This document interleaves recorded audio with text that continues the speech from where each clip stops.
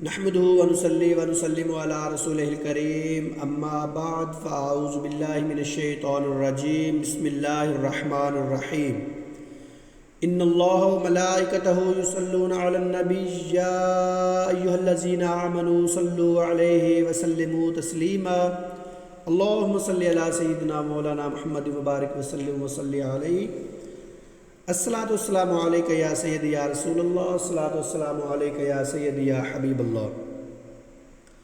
دوستو، آج ہم لوگ ذکر کریں گے حضرت حوا علیہ السلام کی پیدائش۔ حضرت حوا علیہ السلام کی پیدائش حضرت آدم علیہ السلام کے جنت میں داخل ہونے سے پہلے ہوئی،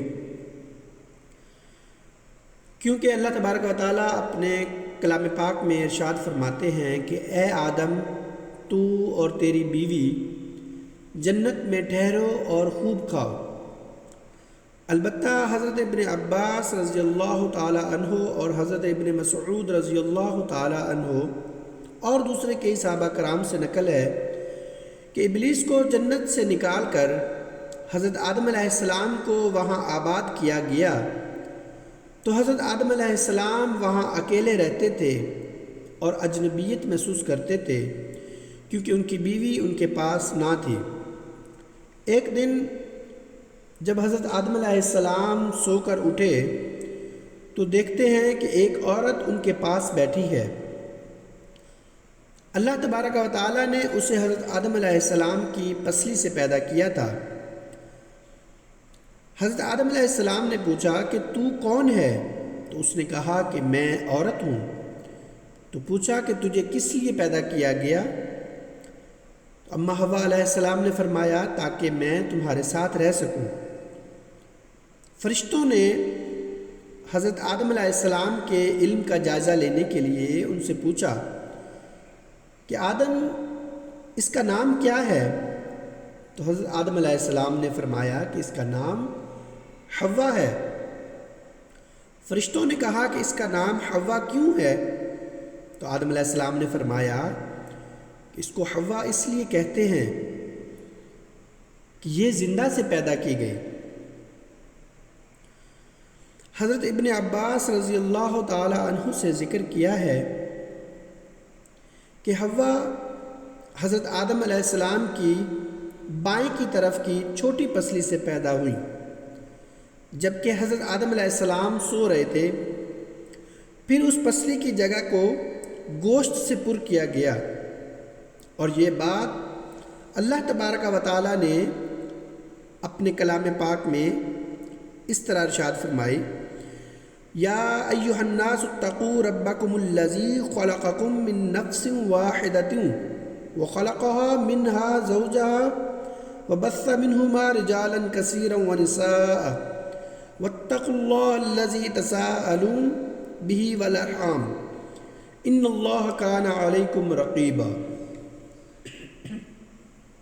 لوگو، اپنے پروردگار سے ڈرو جس نے تم کو ایک شخص سے پیدا کیا اور پھر اس سے اس کا جوڑا بنایا، پھر ان دونوں سے کثرت سے مرد اور عورت پیدا کر کے روئے زمین پر پھیلا دیے۔ حضرت آدم علیہ السلام اور حضرت موسیٰ علیہ السلام کے درمیان مناظرہ۔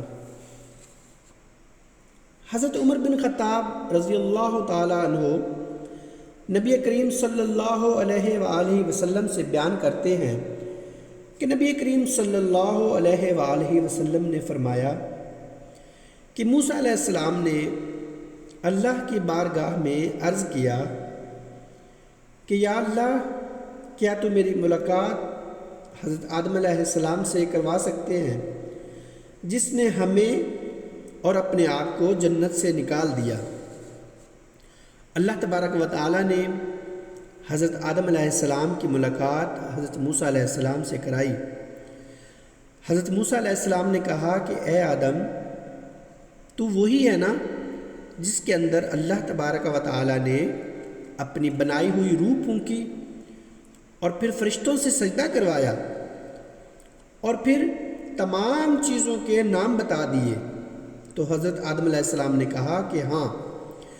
تو حضرت موسیٰ علیہ السلام نے کہا کہ پھر تجھے کس چیز نے وعدہ کیا کہ تو نے ہمیں اور اپنے آپ کو جنت سے نکال دیا۔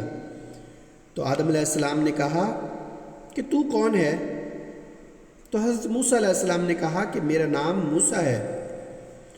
تو حضرت آدم علیہ السلام نے کہا کہ اچھا، وہ موسیٰ جو بنی اسرائیل کا نبی تھا، تجھ سے اللہ نے پردے کے پیچھے سے کلام کیا اور تیرے اور اللہ کے درمیان کوئی واسطہ اور فاصلہ نہ تھا؟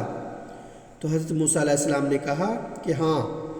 تو حضرت آدم علیہ السلام نے کہا کہ تم مجھے ایسے معاملات میں ملامت کرتے ہو کہ جس کے متعلق میرے خدا نے مجھے پیدا کرنے سے پہلے ہی فیصلہ لکھ دیا تھا۔ حابیل اور قابیل کا واقعہ۔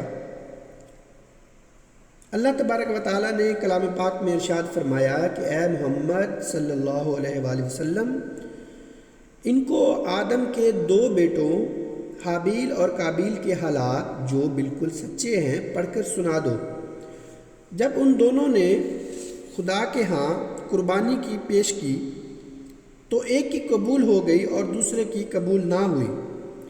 تب قابیل نے حابیل سے کہا کہ میں تجھے قتل کر دوں گا۔ تو اس نے کہا کہ خدا پرہیزگاروں کی ہی قربانی قبول فرماتا ہے، اگر تو مجھے قتل کرنے کے لیے ہاتھ چلائے گا تو میں تجھ کو قتل کرنے کے لیے ہاتھ نہیں اٹھاؤں گا، مجھے تو اللہ رب العالمین سے ڈر لگتا ہے۔ ابن مسعود اور دیگر صحابہ کرام سے ذکر کیا گیا ہے کہ آدم علیہ السلام پیدا ہونے والے ایک جوڑے میں سے ایک لڑکے کی شادی دوسرے جوڑے سے پیدا ہونے والے لڑکی سے کر دیتے تھے، اور حابیل نے قابیل کے ساتھ پیدا ہونے والی بہن سے شادی کا پروگرام بنایا۔ قابیل حابیل سے بڑا تھا اور قابیل کے ساتھ پیدا ہونے والی بہن زیادہ خوبصورت تھی۔ قابیل نے خود اپنے ساتھ پیدا ہونے والی بہن سے شادی کا پروگرام بنایا۔ حضرت آدم علیہ السلام نے کہا کہ تو اپنے ساتھ پیدا ہونے والی بہن سے حابیل کی شادی ہونے دے، لیکن اس نے انکار کر دیا۔ تو آدم علیہ السلام نے دونوں کو قربانی کرنے کا حکم دیا اور حضرت آدم علیہ السلام خود حج کرنے مکہ تشریف لے گئے۔ حضرت ابو جعفر باقر فرماتے ہیں کہ حضرت آدم علیہ السلام دونوں کی قربانی کرنے کے موقع پر موجود تھے، اسی لیے قابیل نے حضرت آدم علیہ السلام سے کہا کہ تو نے اس کے لیے دعا کی، اسی لیے حابیل کی قربانی قبول ہو گئی اور میرے لیے تو نے دعا نہیں کی۔ اس کے ساتھ ہی اس نے حابیل کو دھمکی دی۔ ایک رات حابیل نے بکریاں چرانے میں زیادہ دیر کر دی۔ حضرت آدم علیہ السلام نے قابیل کو بھیجا کہ وہ حابیل کے لیٹ ہونے کے متعلق معلوم کرے۔ قابیل وہاں گیا اور حابیل سے ملاقات ہو گئی۔